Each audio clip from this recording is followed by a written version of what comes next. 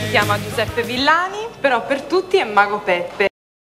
Signor Boldi, me ne puoi indicare una delle tre, la 1, la 2 o la 3? La 2. La 2, apre la mano così, sì? Prende la pallina, la chiude in mano. Non è che mi fai sparire una pallina, eh? No, no, per favore. Chiuda, ecco. Apra quest'altra mano, il giochino è semplice, una lei, una lei.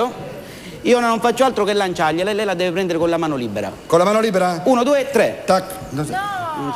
Dove ce n'è Ita? Apre la mano piano piano. Ma grande signor Boldi, grande!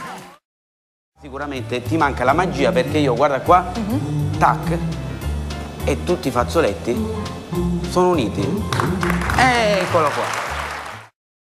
Abbiamo l'ultima vittima, la più difficile, l'asso di quadri. Sì, okay. Vampiro sopra l'asso di quadri. Ed effettivamente anche la terza è andata. Ma, signori, i vampiri esistono o no? No. Siamo nel 2007, i vampiri non esistono. Bravo.